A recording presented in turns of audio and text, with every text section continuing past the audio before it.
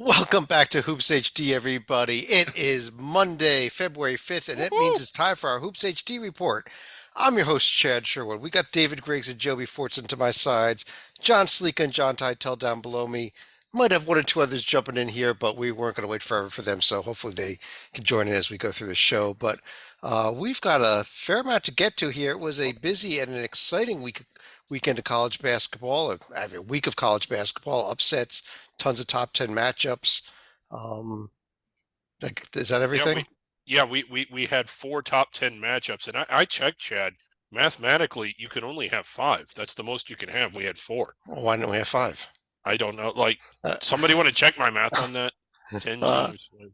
I'll throw this out here. A little news. It just came out today. We know there's been issues with student athletes and whether they're employees or not employees. Oh Uh, boy. Dartmouth, just today, the NLRB issued a decision, and this is going to be subject to many, many rounds of appeals still before anything is final. But Dartmouth had gone into the NLRB claiming that their athletes are employees, and the NLRB agreed. Yeah.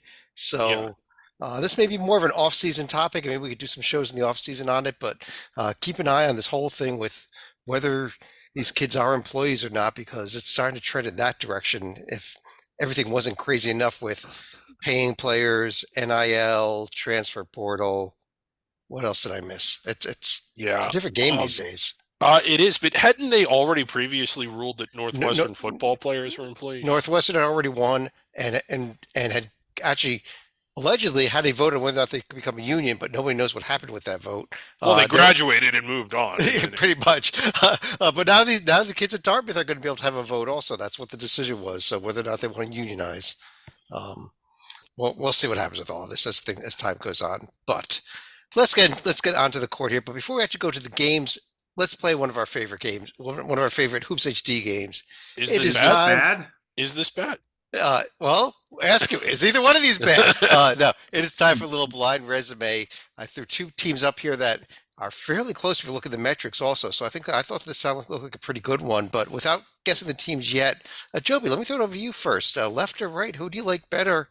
I know your J and G likes the left, but I don't know if you do or not. Yeah, I mean, the J&G likes the left. I might actually. There is a chance I might like the right, because I like I just love that tier one, that top left corner for tier one. Uh, you know, yeah, I mean the bad is the tier threes, the losses kind of all come out the same. Love the tier two on the other, but it's a lot of home cooking. Um, you know, uh, yeah, I'm going to go against the J and G and actually go with the right.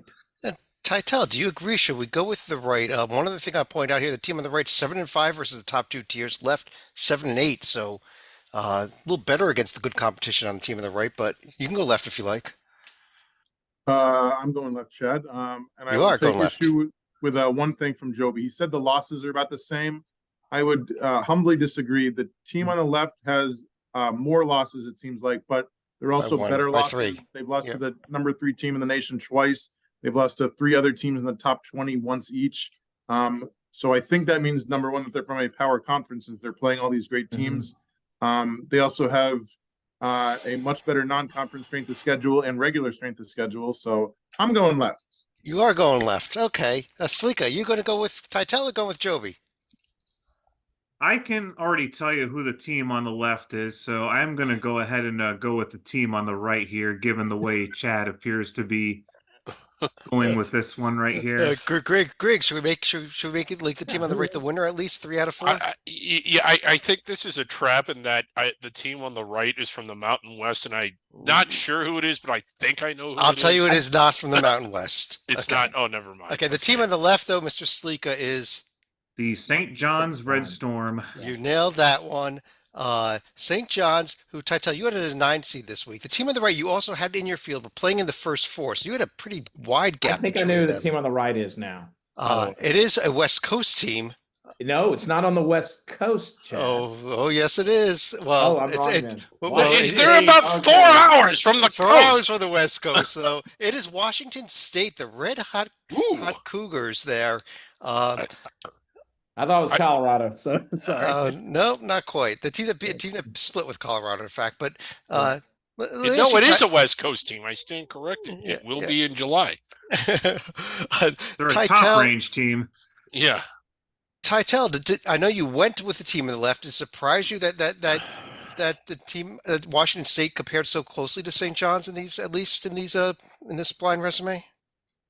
A little maybe, but I mean, the reason I had them in the field is because they're getting better and better each week. They have the win over my Wildcats, which is going to keep looking good as long as Arizona keeps not choking against Stanford. Thank God. They have also piled up a lot of conference losses without Joseph Yusufu.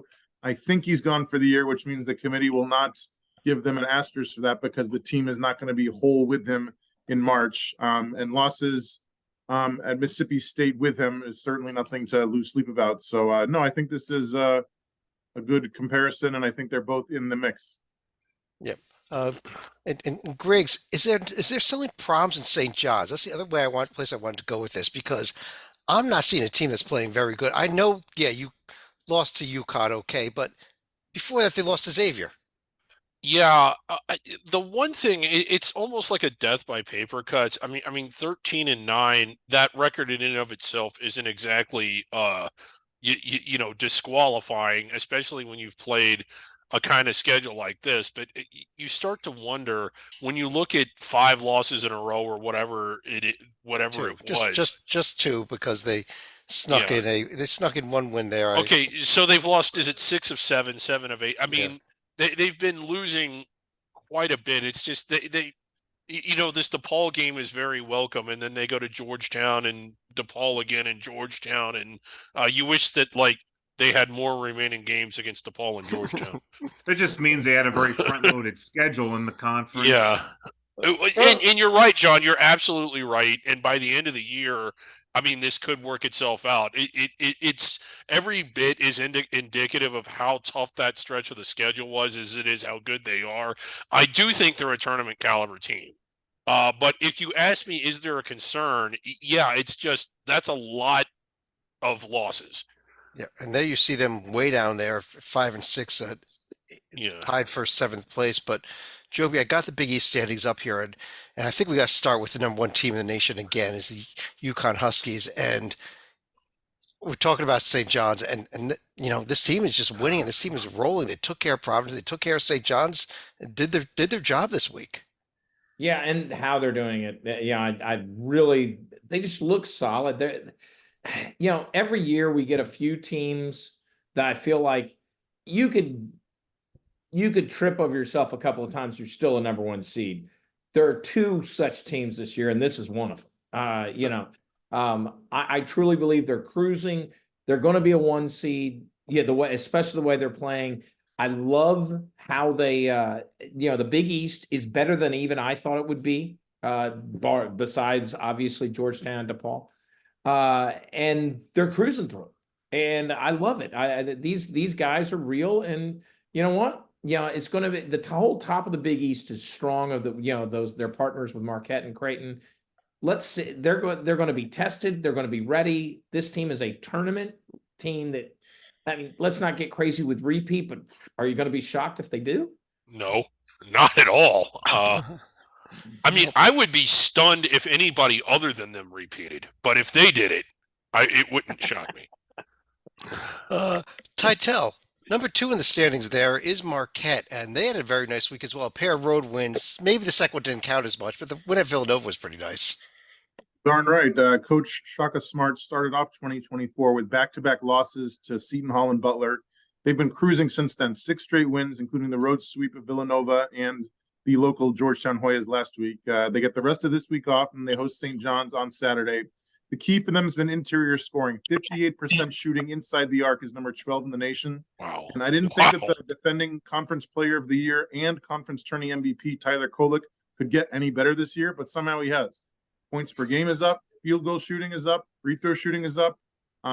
He might be back-to-back Conference Player of the Year. Griggs, I know there's one other team you want to discuss, and I'll throw them over to you here because probably the biggest win in this conference this week was Friday night's Butler's win at Creighton. Yeah, and I just really like how Butler's playing. I mean, when you pull up the profile here, I need to clarify this. I had them, I think, well inside my field. They were on the 10 line, which is a lot better than where anybody else has them. But unlike Tytel and some of the rest of them, I don't necessarily think that's where the real committee would put them. But when you look at this profile, like, you know, a true road win at Marquette, who's phenomenally good at home, a true road win at Creighton, who's also good at home, and if they're not a protected seed, they're close to it, and a neutral win over a really good Boise State team that's playing really well now. And when you look at their losses, there's a handful of them, but Connecticut, well, the number one team at Michigan State. While Michigan State is maybe not that high on the seed list, they've still been very good at home. St. John's probably in the top half of the bracket. There's nothing bad there. So, like, I kind of wonder why they're not being valued a little bit more. I'll tell you the one thing that does hurt them, and perhaps this is the reason. These predictive metrics do not like this team. This team will be outside the field right now if you base it on those. And Joby, you're a metrics guy. I mean, is that? Do you think that's holding them down a little? Yes, probably a little bit on when you get to bracket matrix. They were late to the game. They're now, I think they're actually still out, right, Tytel? But it hadn't been updated in a few days. I think they'll be in the next update. I do think the predictive metrics are keeping them back. Most importantly, the net. But now that you see A4 in front of that, of the net and at KenPom, all of a sudden you're seeing, now the resume metrics like the JNG starting to recognize this Butler team is a tournament team, especially with what they've done recently. The Creighton win on the road alone shows you the worthiness of this team. And what was hurting them also before was they've gone on a little streak. They were kind of they were in the St. John's role of, are you that far above 500? Well, now they are. And go back to good wins. Yeah, go back to the profile a second. One second. First of all, at bracket matrix as of right now, they are in the field as an 11 seed, and in fact, just barely missing the first four. Top team above the first four, even. Okay. Which is where the JNG has them. So I feel good about it. That's where that's probably where they are right now. I think they should be out of the first four, but they have the potential, as shown by this weekend. With a win against Creighton once again, they have the ability to climb up, and they're building the ability to climb up. And this is going to be a recurring theme that we're going to say tonight. Wow, this team that was a bubble team, maybe out, got a key win to get into the field. So many teams fit that profile. I've never seen it like this. Okay. About 8 teams. Okay. Final word of this team, Grace, because we got a lot more to get to. Yeah, I know. Well, the KenPom has him at 47. The other predictive metrics, I just don't. I guess I can kind of see margin of victory. They didn't exactly blow out Georgetown and DePaul. I mean, they beat them handily enough, but if the predictive metrics are predicting them to lose and they're not losing, don't you have to take into account that they're not losing? Well, that's why you have more than just the predictive metrics. But yeah. First of all, Mike Cha joining us. Yep. Hey, Mike. First of all, Mike, welcome to the show. Second of all, go ahead. I'm Butler. When you look at Butler's profile, to me, it's like 4 games are like net poison. It's the DePaul, Eastern Michigan, Southeast Missouri, and Buffalo. I mean, that's where the metrics can be deceiving because it's those 4 games that's dragging their numbers down. But when you look at their profile, to me, it looks like a good profile. It should be better than what the metrics are showing. I think I agree with you completely here. Real quick, Salika. No bad losses. All but one of their losses. All but one of their losses against Quadrant 1 teams. But it's those 4 games that are like poison to their in terms of metrics. It's just dragging their numbers down. Okay. Last team in the Big East. Real quick, Salika. Your Xavier Musketeers did have a 2-0 week. Do you think they have a shot at getting back into the bubble discussion? I don't think they're there yet, but with a pair of home games this week, do they have a shot? They'd better sweep this homestand if they're going to really be in the picture. Villanova is another team that's going to be similar to 500. Better win that one. You got Creighton, who is a team. We didn't really talk much about the Xavier Creighton game just because they got their asses kicked at UConn, just completely melted that game out of our minds. They were with the Blue Jays for about 35 to 36 minutes before Creighton pulled away late in that one. if they can get a quality win, that's going to stick in tier 1. That's going to put the Musketeers back in the picture. Not over the cut line, but they still got a lot of work to do. Here's the rest of the upcoming schedule for this week. A couple interesting games here. At least tomorrow night's Butler Connecticut game. I mean, that would change Butler's profile incredibly if it somehow happened. Don't think it will. Don't But think it will. Yeah. You got Crane at Providence on Wednesday, and game Providence really needs. We've also got the St. John's Marquette game on Saturday. Providence at Butler, Seton Hall, Villanova. So some interesting games this week at least. Providence is the first team out, and this is a week where they can make their stand or fall further out. Tytel, you'll be getting a look at the UConn Huskies Saturday, correct? Yes, Chad. If you want to keep talking about the Big East, I'd be happy to discuss it more. But I think we can move on. I agree with you. Let's move on. Let's get out of the Big East. This is going to be the Big East HD report, not the Hoops HD report. Yeah. Pretty soon. The Big 12 conference saw one of the biggest games of the week. It was this huge game. Houston going to Kansas, advertised all over the place, and Griggs, Kansas just kicked their asses. They did, and one of the things that was kind of surprising, I don't think it's any surprise that they won. They were at home, and as good as Houston is, it's harder to win a game in the Final Four against a Final Four team than it is to beat that same team on their home court. I don't know if you get my point. It's not easy to go there and win. But what was kind of surprising about this game was it had been years, literally years, that we saw somebody be that efficient offensively against Houston. Kansas just did what they wanted. It was an unbelievable offensive performance, perhaps the best of the year when you consider when you adjust for the fact that they were playing against Houston. And every time it looked like Houston was starting to put a tourniquet on the bleeding and maybe crawl their way back into it, Kansas just had an answer. They kept them at arm's length the entire game, even though it was at home, and you don't want to overlook that fact. It was an amazingly impressive performance. It was, but beyond that, I think the game in this conference this week, actually, Tytel, was this Baylor-Iowa State game, where Scott Drew gets ejected for stepping an inch over the coach's line. I still haven't figured it out yet, but how about this Baylor team and that win over Iowa State? It was great. This team lost 3 in a row in late January, but they bounced back last week. The road win at UCF before beating Iowa State at home. They host Texas Tech Tuesday. They head to Kansas on Saturday. Good luck at the Fog. The key for them, 3-point shooting. 42% behind the arc is number 1 in the nation. Great balanced scoring. 6 different players scoring between 9 and 15 a game, and also a nice balance of experience. Only 2 of their top 7 scorers are seniors. And the youngest, McDonald's All-American Jacoby Walter, a lot of hype entering college. He's lived up to it. Team high 15 points a game, 85% at the free throw line. And the one problem that a lot of freshmen have, I think, is holding onto the ball. Only 1 turnover a game despite playing over 30 minutes a game. This was one of the craziest games that I've ever seen, and the officials had a lot to do with why it was as crazy as it was. Wow. Well, it was still, I mean, a guy who's never been ejected in his entire coaching career gets ejected for stepping over the coach's line by about a foot. Not warned, not told to move back, just out.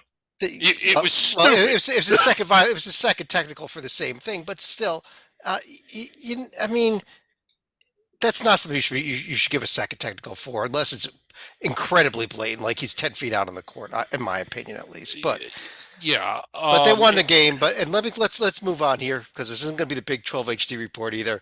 But Mike, I pulled up Cincinnati on the right there. I'm not going to punish Salika by asking him about it, but how about asking you? This Cincinnati Bearcats team had a fascinating week with a loss at West Virginia, followed by a win at Texas Tech. Yeah, I mean, Cincinnati's they're they're on the bubble, but what hurts them is their non-conference strength of schedule. It's bordering around 300.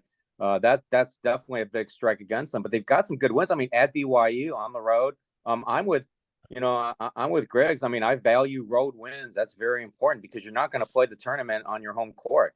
At BYU, they have a good road win at Texas Tech. They do have some good wins, but they're going to have to really. They're going to have to really continue to win because that non-conference strength of schedule is going to drag them down.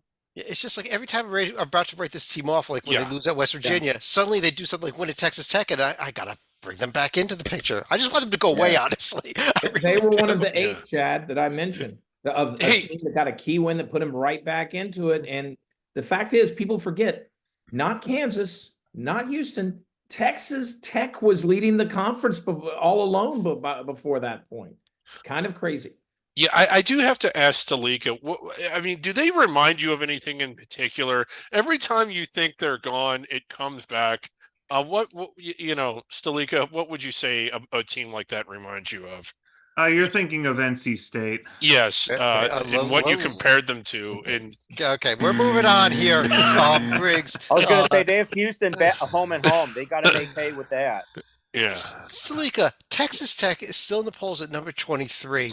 Is there problems with their resume when you look at it, especially off of their 0-2 week now, where they've got 3 nice wins and that's it? It's like they have 3 games as their entire profile, is it not? Well, the big problem here is their non-conference strength of schedule of 302. Yes. So that's why they have like a lot of tier 3 and tier 4 wins. Virtually absolutely nothing in tier 2, but they're a somewhat literally have 3 not and played a 5 tier 2 against game. They're And that's the problem. undefeated The in Big tier 12 doesn't 2. give They don't have a undefeated single loss for against a tier tier 2 2 games. team. yeah. Oh boy. Okay. Yeah, I mean, there's lots of other teams we could discuss in this conference. There's a lot of other games, but let's take a quick look at the upcoming schedule here this week, because as with every week, every game is important. Beginning with the game that's going on right now as we record this, it just started, Kansas at Kansas State. In case they actually in the game early here, but we There is have one this. final thing I want to point out before we move on. Look at teams number 1 through 12, 2 games separating everybody. Yeah. So apologies to West Virginia and Oklahoma State for not getting in on the fun. But even West Virginia's beating Cincinnati. I mean, that's what's crazy, And but Texas. and by the way, just a shout out to Texas, who got some key wins recently. Yeah, they to did. Climb from out to clearly in. They're above the Butler range, I'd even say. I went ahead and highlighted all the important games in this conference for this week. So if you're looking for which game to watch, just the ones that are highlighted on the screen. Yeah, Did I get that about right? Yeah, UCF. That's big. If they can get a road win like that, it might boost them Texas up. Tech, yep. Yeah, and what's Oklahoma doing? Oklahoma's hosting BYU. Bedlam. That's and then And Bedlam then on Saturday. Bedlam. Yep. Yeah, one of the last 2 editions of Bedlam. So, But the big, I think the Baylor Kansas game Saturday is probably the highlight game on this oh schedule yeah, too. I think so too. And with Baylor's 3-point shooting, they have a fighting shot in the fog. You cannot write them off. Let's jump over to the SEC here, and another one of the big games we had this week was the Tennessee-Kentucky game. And Salika, let me ask you about this. Tennessee picks up the road win at Kentucky. Really impressive, I thought, their performance in that game. As it happened, I was actually at a bar with our colleague Matt as we were getting ready for the Xavier DePaul game. So as soon as the way more important than Tennessee, Kentucky. as the Duke Carolina game ended, Tennessee was already up 16-5, and it pretty much set the tone for the entire game as far as Kentucky perpetually trying to play catch up and Tennessee managing to hang on for what obviously is a good win for them, but at the same time, from Kentucky, why are they still a protected seed is what I wanted to know. And Joby, I got to ask you this question here, because I own my blind resume today. It was between the two, one that I showed at the beginning of the show, and the other one was between Butler and Kentucky, because I see a Butler as profile in Kentucky, not a Tennessee or a protected seed type of profile there. I think Kentucky's sinking. John goes, why are they a protected seed? They're not anymore.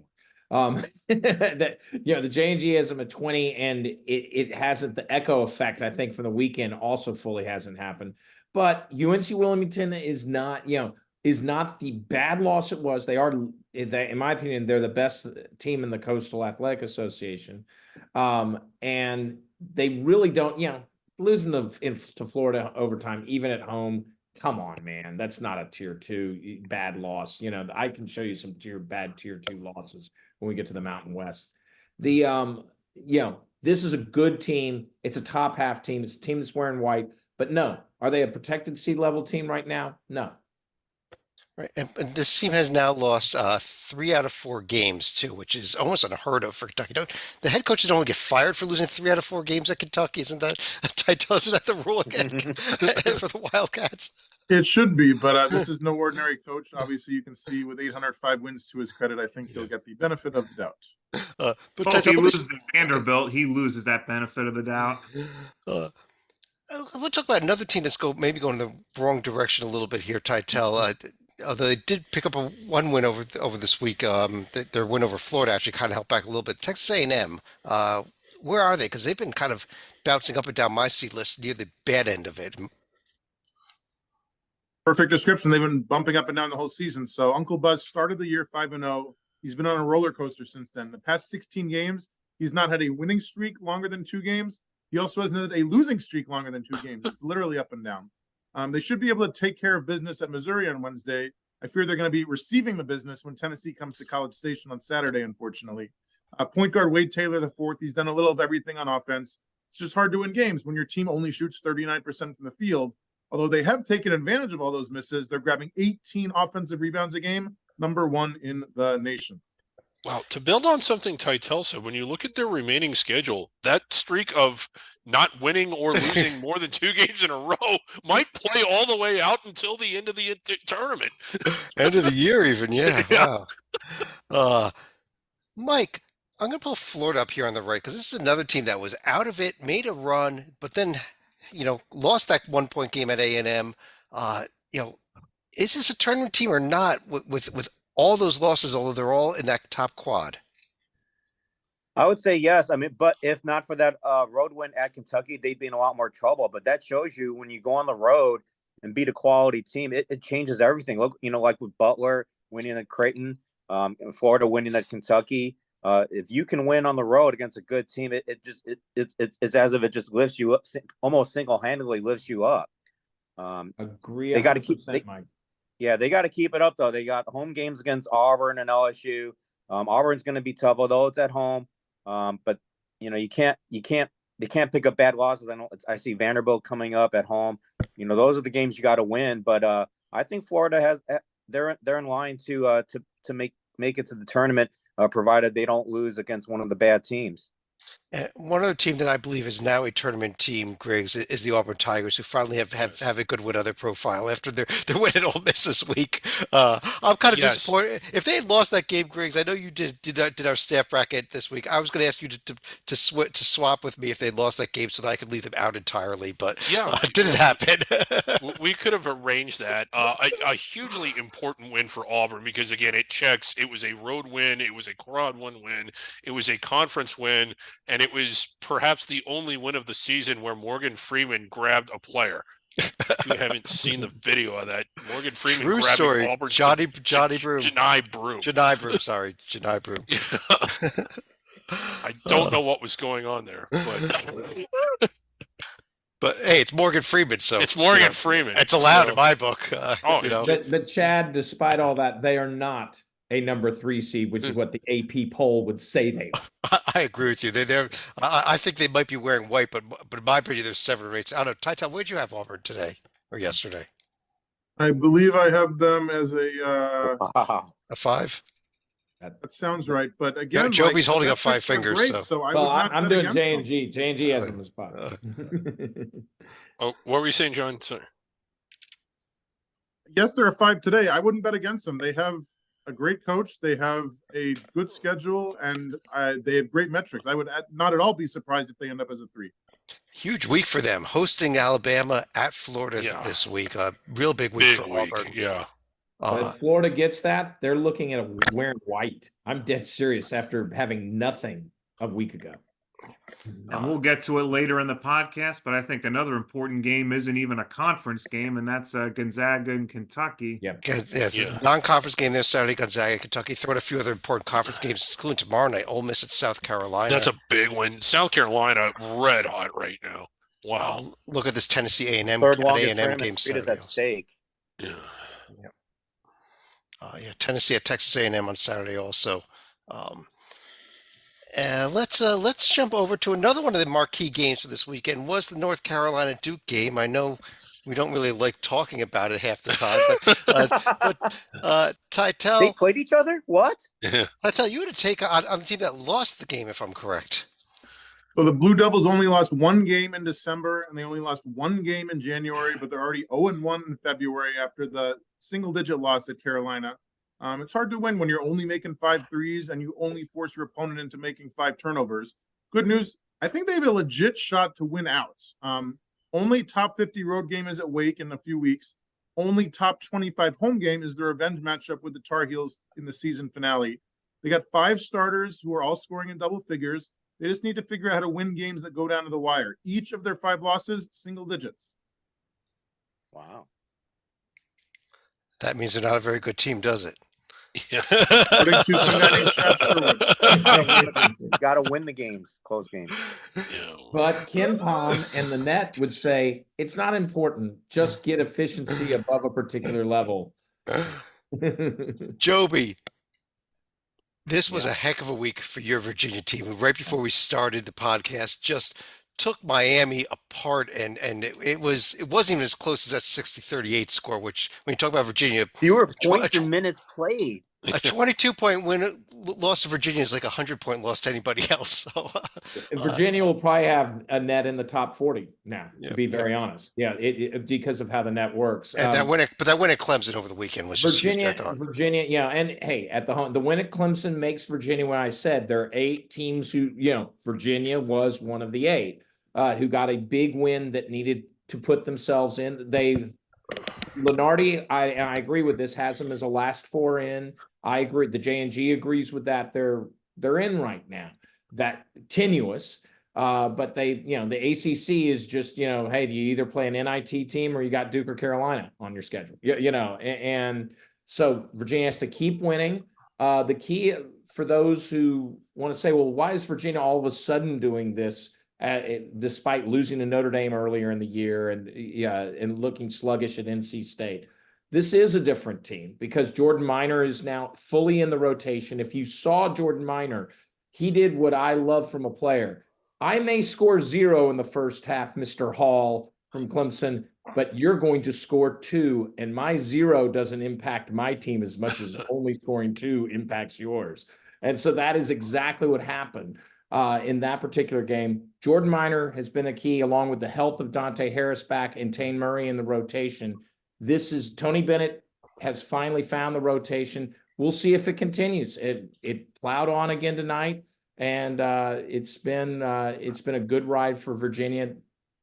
Continue to capitalize and make them that 4th team that I've been saying on these podcasts. One ACC team will pop up by beating the others. Right now, Virginia looks like that team. Oh, I think this Virginia team really looks like a tournament team now. But we've got the upcoming schedule here, and Stalika, probably tomorrow night's Clemson at North Carolina game is the only game that I think I see on here between teams that are really looking like tournament teams.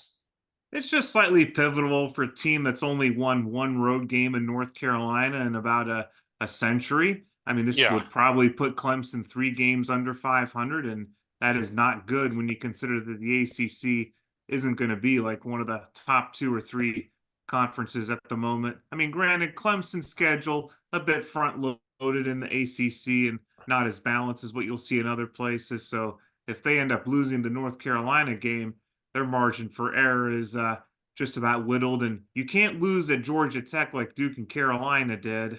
I'll tell you though, after this game at Carolina, I think the entire rest of the schedule is winnable. Here. I agree with it. Stalika has a really good point when he says that they're going to be most likely 4-7 after tomorrow.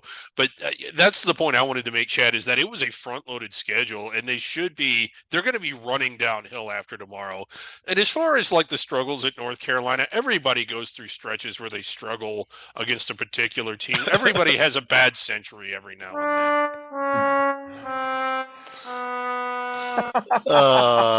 then. Let's go to the Big Ten. Mike, you are a Big Ten guy here. I know. Oh, you don't- congratulations on the Rutgers win at Michigan. I want to Rutgers congratulate big you. comeback win at Michigan. I don't think that's what we really want to discuss. I don't think we're going to be spending any time discussing. Let's instead talk about the big game, which was Sunday's Purdue win at Wisconsin, and how impressed were you with with what Purdue did going on the road there, especially after they struggled at home with Northwestern earlier in the week. I'm very impressed. Wisconsin, it's very difficult as a road team to win at the Kohl Center. And as you know, and we said this many times, road wins against good teams are so valuable. And Purdue was definitely a number one seed before. They're definitely number one, maybe the overall number one.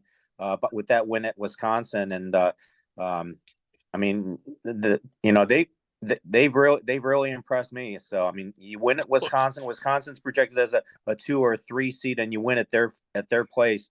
That's definitely very impressive. And Purdue's definitely the favorite to win the Big Ten again. If we're talking about the old guard Big Ten, Purdue is 1 game under 500 against Wisconsin, and I don't think anyone else has come close to getting a winning record against the Badgers at Cole. God, look at that profile. Look at that. 1, 2, 3, 4, 5 wins against protected seeds, potential away from home. Unreal. On the other hand, Wisconsin was sleek. Wisconsin was looking like the second best team in this conference. Had an 0-2 week. Not only the home loss for Purdue, but also an overtime loss at Nebraska earlier in the week. Wednesday. They'll win Wednesday. Mark my word. I don't want to at Michigan, and at Rutgers this weekend. Yeah, I don't want to dwell on that one because, to be fair, I think Titel has more thoughts on the team that ended up beating Wisconsin. So I will go ahead and defer. Titel, did you have thoughts about Nebraska? I believe Joby did. Oh, yeah. Joby, you have thoughts on Nebraska? Okay. Yes, this Nebraska team, part of the group of gang of 8 that I've been referring to. The win over Wisconsin was huge, and then to follow it up with a road game at Illinois last night that was extremely impressive. Coming back, they were down and out with like 3 or 4 minutes ago, and they trudged back all the way to overtime and came so close. This Nebraska team is definitely but they beat Wisconsin. So that was they did good there. They beat Wisconsin overtime, so they won a close game. They Nebraska team is for real. Getting 30 points from the backcourt is huge. We didn't see this coming. We saw Nebraska. Let's be honest. I thought Nebraska would be lucky to get like 6 wins in a 20-game Big Ten schedule. That is well beyond. They're already at that mark, and they're going to get well beyond it because they are playing strong, steady basketball. This is a tournament team as I see it, and I actually think they have the potential. Now, if they're through Purdue, now if they're through Wisconsin, to start piling up wins. It starts at Northwestern this week. If they can start piling up wins, we're talking about a team wearing white. I will say Joby, I'm going to throw out there the David Griggs point here. Only one true road win. You got to answer that. At Northwestern, at Indiana, at Ohio State, at Michigan, they need 2 of those. They need 2 of those. If they win 3 of those 4. Oh, they win 3. If they win 3, which I think they have the capability, I'm dead serious. I think they have the capability of winning 3 out of 4. If they can win 3 out of 4 and hold serve at home in Lincoln, you're all of a sudden looking at a 23-8 team with wins over Purdue and Wisconsin. And are we not just talking white or Michigan State? That's a decent win. Are we talking maybe even protected seed? I'm dead serious if that is how it plays out. I don't think the same Indiana team shows up. Good. I was going to say, if the same Indiana team shows up that did on Saturday, Nebraska's winning that game easily. I don't worry. Michigan, no offense, Mike, but Michigan in the finale, no way. And I don't see any of those teams coming to Lincoln beating them. I think 7-1 running out is extremely realistic. On the right side, if the game was 20 minutes long, Michigan would win that game, but unfortunately, you got to play the second half. Okay. On the right side of the screen there, I pulled up Michigan State and Titel. I've seen some people leaving the Sparties out at the moment, even though they have won back-to-back games. What are your thoughts on this Michigan State team? They started 4-5. They've won 10 of 13, and they beat Michigan and Maryland at home last week. They traveled to Minnesota Tuesday, and then the huge home game against the Illini on Saturday. Defense looks fine. They're allowing 40% shooting from the field, which is top 20 in the nation. They could use a little more offense. 75 points a game is outside the top 150. Got to give props to Coach Izzo, 700th career win last week. And to answer your question, Chad, about how long it's been since Sparty missed the NCAA tournament, the year was 1997. The point guard that year was a young freshman named Mateen Cleaves. Do They you currently think have that? the second longest tournament streak, only behind Kansas. Do you think Michigan State is in right? If the tournament's right now, Titel, you would have them in, or you'd have them a little bit out. In, and I think they're going to stay in only because they have a lot of games against bad teams coming up. So I think they're going to get well over 20 wins. I agree with you completely Yeah, there, and you're right. No They'll make road, the tournament. other than that they'll game make- at Purdue. This is a situation where everything is winnable. That Illinois home game is going to be a tough one, though. I agree with you there. This week's Would not upcoming. lose that Northwestern game either. Well, what helps is their non-conference strength of schedule is strong, and that's a lot more than I can say for a lot of other teams. Mhm. Not only is it strong, look at their overall strength of schedule is all the way up to number 10 in the nation. That's super strong. Yeah, that has to count for something. The games this week: Wisconsin has a road test at Michigan. Nebraska's at Northwestern, the big one Wednesday. That's a big one. Then we could throw in there the Illinois Michigan State game, I guess, and Indiana Purdue is always a rivalry, but I think it's going to not be a close game. Not the way Indiana's been playing recently. Right. Pac-12 conference time, and let's start out. Well, Joby, let's start out at the top of the conference. We already spoke a little bit of Washington State during our blind resume portion. Arizona, they found a way last night, although they got a battle Boy, from did Stanford they ever again. have trouble. Oh my Yeah. goodness, Mr. Titel and our friend David Dorman. Wow, they I'm sure they were nervous throughout that one. But Arizona what is it, Chad? The inverse of your expression, good teams win games. Arizona is still a top two, is still a 2 seed or better right now, in my view. They have been helped because when you look, the Pac-12 has actually given some depth that we didn't think they'd have. And well, we thought that they'd have it, but with UCLA and USC providing the depth, not, your Washington State, Colorado, Oregon, Utah, that has actually given some quality wins. If you look at those nets, those are all good top 50 wins, or Oregon on the road as would be a tier 1 win. So Arizona's getting more help than we thought they would. They schedule out a conference so strong. This is a real team. This is a good team. Arizona, I see them getting a very nice seed, and they'll probably be so high they'll avoid the Ivy champ. Now, we mentioned Washington State already. I mean, when you look at the rest of the conference, though, I mean, the only other really notable win other than Washington State's win at Washington might have been Utah's win over Colorado, and that, Griggs, as you say, doesn't even count because it was a home game, right? Yeah, it doesn't count. Home games don't count. But Titel, I think you want to talk about one of those teams that we were supposed to be discussing, but we're not this year. Mick Cronin's team. It's unbelievable. So they started league play 1-4, somehow won 5 of 6 since then. The only loss in Tucson by 6 after blowing a 19-point lead in the first half. They're only 2 games behind my Wildcats in the conference standings. If they can sweep their road trip to the Bay Area this week, they have to be considered, I can't believe I'm saying this, a serious contender for the number 1 seed in the last ever Pac-12 tourney. Great scoring balance, 4 starters scoring between 11 and 13 a game. One of the youngest rosters in the country, 1 senior on the team. Defense looks solid, 66 points a game. On offense is one of the worst in the country. They got to get some more scoring if they're going to do anything. Those are kind of Rutgers-esque numbers there when you look at it. I mean, it's such a bad as Big Ten. Second, Rutgers, number 3 defense in the nation. Add 2 zeros to get to their offense, number 300. It's hey, Michigan made Rutgers look like an offensive machine. Yeah. Upcoming schedule here, Stalika. The big game this week, I think, is Thursday night's Arizona and Utah game, probably followed by the Arizona-Colorado game on Saturday. Those are probably going to be the most meaningful games. Yet the other games I'm going to have a little bit of interest in is, can Cal finally get over 500 in the Pac-12? They got winnable games at home against UCLA and USC this week.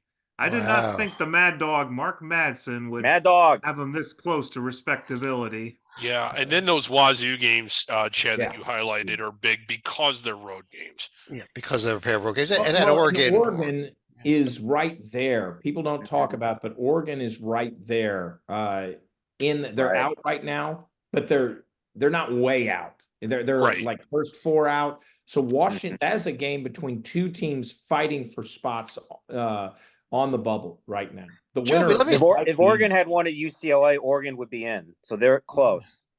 let's move it right along here. Joby, let me stick with you for your favorite conference. I pulled up the Mountain West standings. We saw a couple notable games, including Utah State going down at San Diego State. Boise State, a nice road win in New Mexico this week.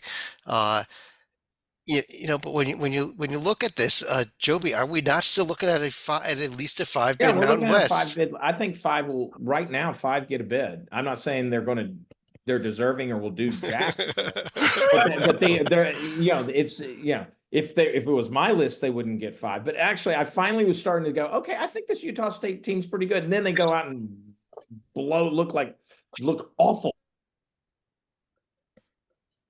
We lost Joby. There you go. We got it back.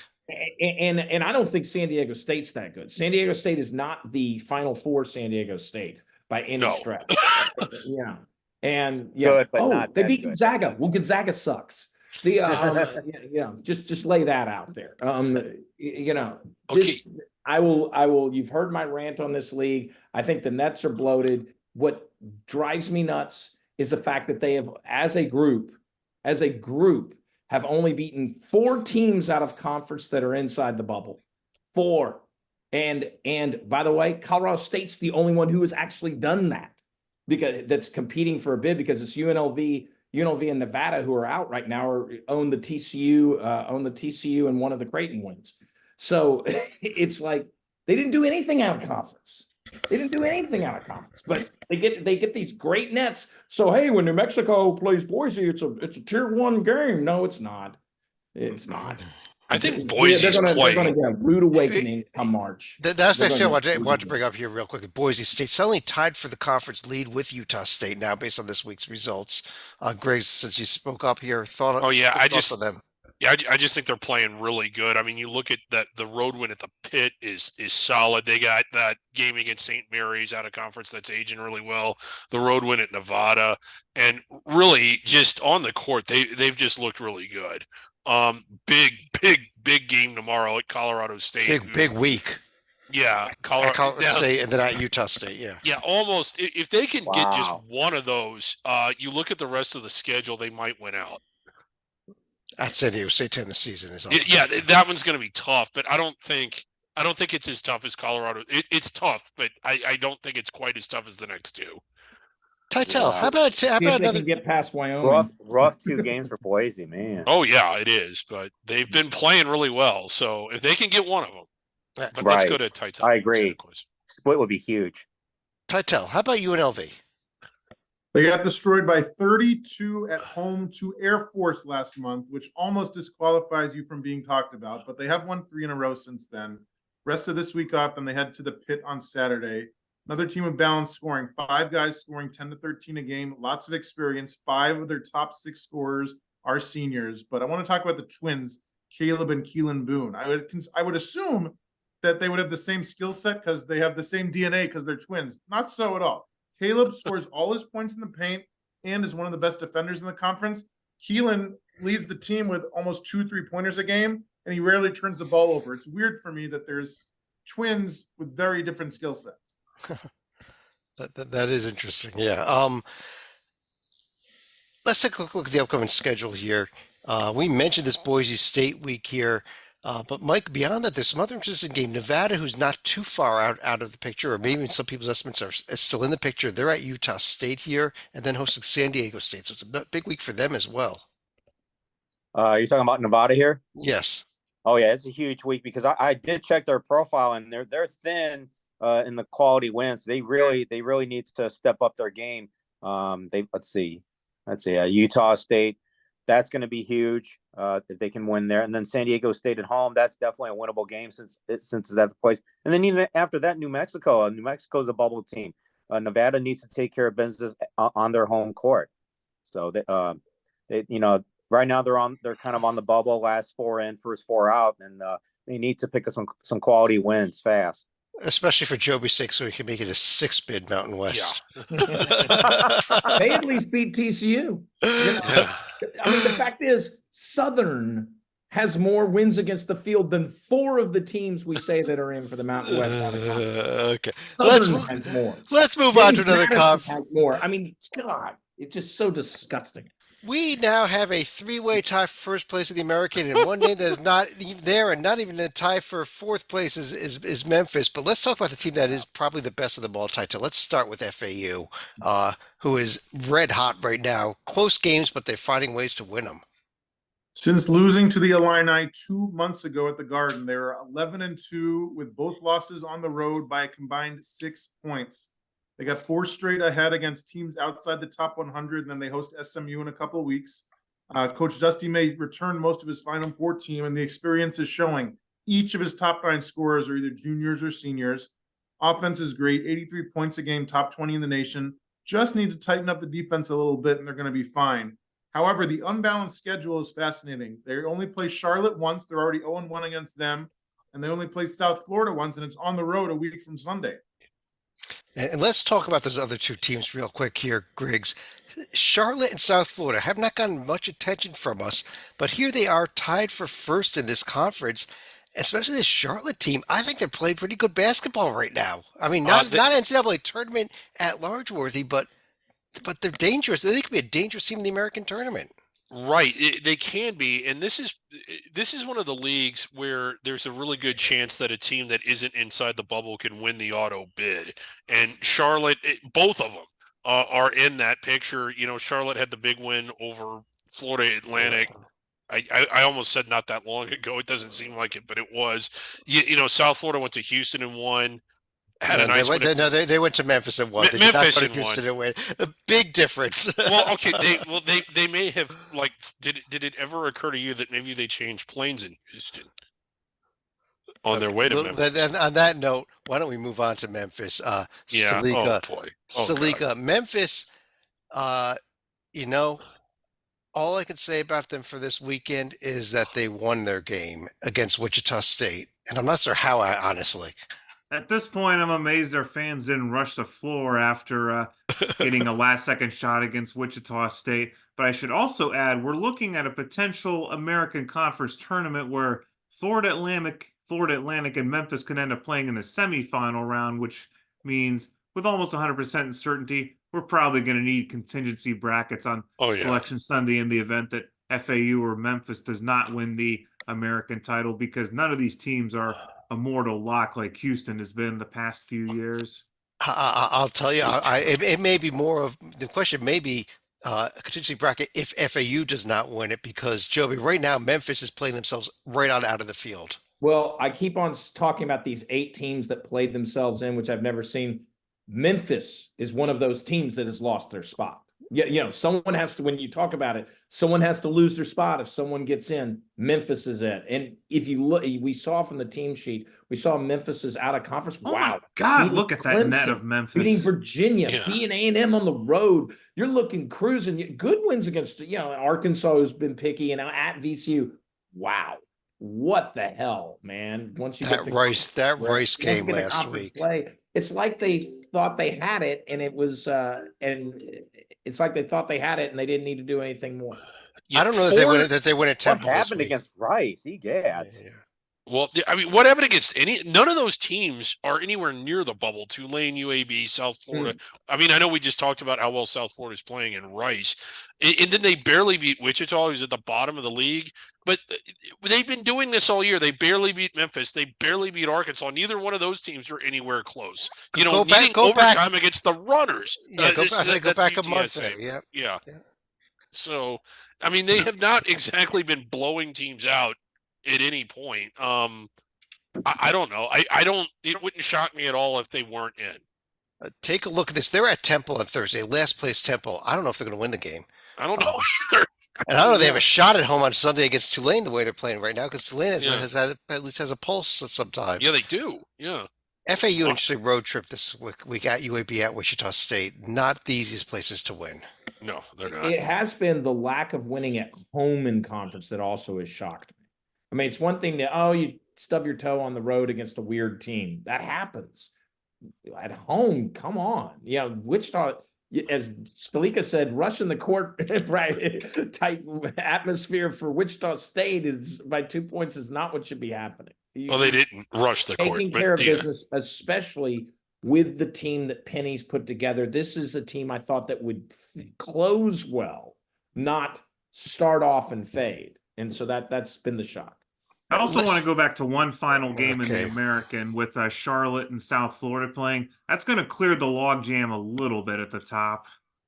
Yes, thank you. Those two teams, I just highlighted them, forgot to mention tomorrow night, big game against each other. Thank you, Salika. But we were jumping over to our last conference for the night, the Atlantic 10. Dayton, off of their loss a week ago to Richmond, had a nice 2-0 week tied with wins over both George Washington and St. Bonaventure. Oh no, not the damn. No, stop it. Please stop. No, we can. Stalika, I hate you. It goes on for another 30 seconds, Griggs. You're lucky I stop it. Go ahead, Titel, on Dayton. I will go on for less than 30 seconds. They needed a bounce back after blowing a 9-0 lead to start the game at Richmond, but they got it. They're tied with the Spiders atop the conference standings. Tough week ahead. Road trips to St. Joe's and VCU. Another team whose key has been three-point shooting, 39% behind the arc, number 7 in the nation. The big man, junior power forward Deron Holmes from Goodyear, Arizona, the odds-on favorite as Conference Player of the Year. Even if he does turn pro this spring, I haven't heard that he is for sure, but if so, future still looks bright for Coach Grant. One senior on the roster. Joby, real quick, I pulled up Richmond as well. Yeah, they bounced back for the win over Dayton to lose a game at VCU. And that was the thing is, if you look at bracket matrix, Richmond had climbed to within the first team out. Like they were right there. That will not be the case when it's updated later. This team, like Gonzaga and a few others, you don't have many shots. You got to take your shots and you can't slip up. Richmond might have cost themselves a real shot at a bid because after Dayton, they were a team that you might go, maybe they could do it if they go on this run. That means you can't lose. Yeah. Gonzaga, after losing to St. Mary's, is in the exact same spot. They got to beat Kentucky. I'll tell you what, Joby, I thought Richmond had a spot to slip up once. You take care of your slip. You do your slip up in the first game after you can start slipping up. Now you basically have a must win the rest of the way. Right. And I don't think they're good enough to do that. They're not good enough to do that. And that will be that. And I'll leave it at that. Okay. Yeah. Here's the rest of the upcoming schedule. We mentioned the two big games for St. Joe's. Richmond this week is hosting LaSalle. I believe that's their only game on the schedule. It is.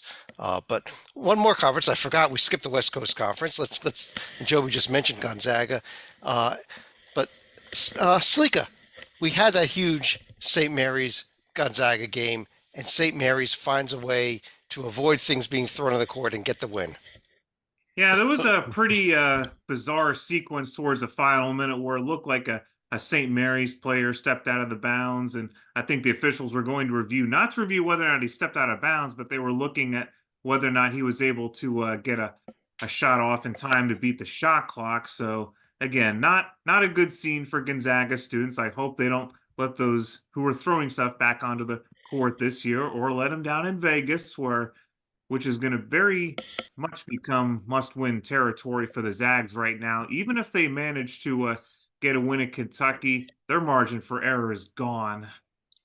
Yeah, I agree with you. Well, a win at Kentucky changes their profile a lot. If they don't win this game, and that's coming up Saturday, and I don't know if they're good enough to, quite honestly.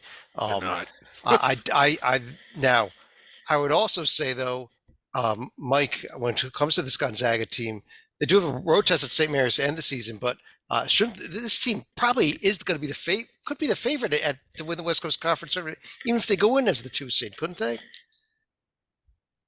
Gonzaga is the favorite, definitely, because they've won it so many times, and the thing is, it's like a champion. They're the champion until someone knocks them off. Well, in this conference, Gonzaga is the champion year in, year out, and until somebody knocks them off in the tournament, they're still the champion. So and that they're still the favorite until another team knocks them out. And I'll tell them. I'll throw this out here too. If Gonzaga loses at Wow, St. Titel Mary's, with the fact here, 20 titles in the last 25 years. 20 titles in the last 25 years. If You it's definitely second, cannot ignore that. Mhm. But if Gonzaga loses at St. Mary's at the end of the regular season, Griggs, could St. Mary's good enough to beat Gonzaga 3 times in the same season This year, yes. this year? Do you really think they are? Do you think the St. Yes, Mary's this team year is I that think good? they are. Okay. Okay, because I think it's so hard to beat somebody 3 times, and I think if It is, but when I just like St. Mary's just went there and won, and I mean I don't want to say that it's going to be that it's a guarantee, but yeah, I think they can. okay, Chad, is Yeah. St. Mary's good enough to beat San Francisco 3 times? I don't know if they are. That's how good I think Gonzaga is. Okay. I don't think Drew Timmy's not walking through that door. Period. Gonzaga has a home game against Portland before their huge game at Kentucky. Again, must win if they have any at-large hopes, I think. St. Mary's a pair of road tests, but they are at Pacific and Portland, so They'll they win just them both. better not have a letdown after the big win is all I can say. That'd be Chad, those are road games, not really road tests. But yeah. Let's go to final thoughts. And Titel, I got the screen share up. Let me start with you. We're going to go back to Joby's favorite conference for my final thought of Darius Brown at Utah State. So this guy's had a long college basketball journey. The good news is it looks like he's going to get a chance to win his first ever NCAA tournament game next month, maybe. He spent 4 years at CSUN, started 93 games, graduated with the third most assists in school history. Transferred to Montana State, Big Sky Defensive Player of the Year last year for Coach Danny Sprinkle. When Sprinkle was named head coach at Utah State, he followed his coach there and took advantage of the COVID year to become an Aggie. He's number 7 in the nation, almost 7 assists per game this year. And his teammate, Great Osabor, gets most of the headlines because he's almost averaging a double-double. But if this team wants to go far in March, I think it's going to be due to the veteran point guard. I agree. Let's run through the rest of you here. And Mike, let me start with you. Any other final thoughts? Now that football is almost all but over, I really appreciate really getting into college basketball and just it just seems like every game coming up is so pivotal. I mean, it just especially if you can win on the road, you can just leapfrog 3 seed lines, and it's just I'm just just really excited about the upcoming games. And I think with my team, Michigan, being down in the dumps, I'll just focus on the other teams. And just if I want to watch good basketball, I have to watch different teams. Unfortunately, true. Yeah, we are actually 4 weeks away to the day today from the beginning of conference tournament play. So it's which is it's actually getting the close. best week in college basketball, I think. The best 2 week week. The best 2 weeks, yeah. Yeah, the best 2 weeks, right? The best 2. Slika. This is going to be about Quincy Oliveri, who had a career night on Saturday against DePaul, ended up going for 43 points, including 12 for 12 from the free throw line. Even during the second half, when he had like a heat check 3-point attempt from about 40 feet, Sean Miller was very quick to get him out of the game and sat him down for a couple of minutes to explain to him that even on a hot night like that, he can't be taking selfish shots like that, especially with their week coming ahead against Villanova and Creighton, where he's going to have to be at 100% efficiency. But definitely a very noteworthy night where, as one of the Xavier people commented, that's probably worth about 29 points against a real Big East team. Joby. Yeah, all right. So longest winning streaks among Power 6 conferences. The leader in the pack is UConn, who we lit off the show tonight with no brainer. Tied for second, the number 1 or number 2 team in the country, depending how you rank them, Purdue. Who's tied with them? Hint, it's the team with the longest home win streak in the country. Wow, Virginia, really? Yes, the University of Virginia Cavaliers. And this team might not be in the bracket matrix come tonight when it's updated. Greg, you want to finish the show off? Yeah, I've lamented this before in the past, and it's not my favorite thing to talk about. I kind of alluded to it in the write-up after Saturday's games, but Saturday, it just seemed like it was egregious even by normal college basketball standards, and that was the number of replays that seemed to take a ridiculously long time And it was just more replays than necessary that took longer than necessary. That Baylor, the Baylor game against Iowa State, where I don't like to crap on officials because I realize they're independent contractors. The game can't happen without them. I have a lot of friends that are referees. I know some referees that are friends of mine watch and listen to this, and I get where they're coming from. But I was convinced that those referees thought that the crowd had bought tickets to watch them. By the time the game was over. And the end of the Gonzaga St. Mary's game, I think we had 4 replays that went ridiculously long. And the last 47 seconds, Stalika talked about the fans and the students, not the general fans, throwing things on the court. I don't think that I don't think that happens if the play doesn't keep getting stopped and delayed the way that it did. I am not excusing what the students did. But this is just sort of, it's not palatable to even fans like ourselves, and it certainly isn't palatable to the general fan that wants to watch a game. They're going to change the station if every time they turn on their TV, there's a referee watching TV. Now, what I think needs to happen, go ahead. I don't mind. No, I was just gonna say that but honestly, I figured that these referees were just big basketball fans, so they want to take a break and watch the game, or maybe they're watching another game. Who knows? Right? Maybe they're watching another game, but I don't know exactly how the NFL does it. I tried to get a football fan to explain it to me, but I do know that there's a limited number of challenges, and that like if you make a challenge and you win it, you don't lose your challenge and you don't lose a timeout. I think college basketball needs to really examine going to that model, because 4 replays in 47 seconds and that took over 10 minutes to play is just absurd. Something's got to be done. I agree with you. I don't know what the answer is, but I do know that we're not going to do a replay of this show. Yeah. Unless you could hit the rewind button and watch again if you want, but at this point, on behalf of David Griggs and Joby Fortson, John Salika, John Titel, Mike Cha, I'm Chad Sherwood. Thanks for joining us. Check out all the great stuff up here on the website as well, including our new team sheets, conference tournament brackets, the J&G, the bracketology. Who knows what else is up there? Thanks for joining us. Talk to you again real soon.